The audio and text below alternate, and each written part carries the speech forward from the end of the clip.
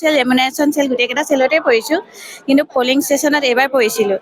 নিজৰ দেশৰ কাৰণে ডিউটিটো কৰিবলৈ পাই মানে মই আচলতে বহুত ফূৰ্তি মানে আহিছিলোঁ, কিন্তু অকণমান দুখৰ বিষয়ে মই ৰিজাৰ্ভতহে পৰিছোঁ।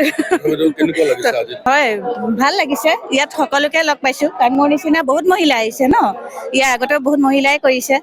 ইয়াৰ আগতো মই এবাৰ কৰিছিলোঁ, কিন্তু থাকিব লগা হোৱা নাছিলে মানে, কিন্তু এইবাৰ প্ৰথমবাৰ থাকি কৰিম বুলি ভাবিছিলোঁ, মানে মোৰ ভালেই লাগিছিলে মনটো।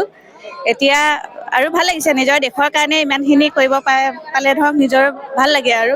আমাৰ আজি ডিষ্ট্ৰিবিউশ্যন আৰম্ভ হৈছে আৰু আমাৰ গোটেইকেইটা পলিং ষ্টেচনত এজ পাৰ যিটো নৰ্মছ আছে সেইটো মতে কনষ্টেবল আৰু য'ত লোকেশ্যনত দৰকাৰ আছে চেঞ্চিটিভ বা ক্ৰিটিকেল তাতে আমি CAPF ডিপ্লয়মেণ্ট কৰিছোঁ।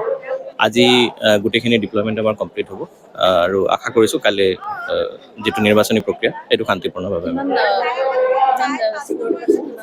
আমাৰ 25 কোম্পানী CAPF আছে আৰু তেওঁলোকক বিভিন্ন পলিং ষ্টেচনত দিম। এইটো বিভিন্ন ক্ৰাইটেৰিয়া আছে, পলিং পাৰ্চেণ্টেজ নাই, সেই একেটা ক্ৰাইটেৰিয়াৰ ভিত্তিতে হৈছে।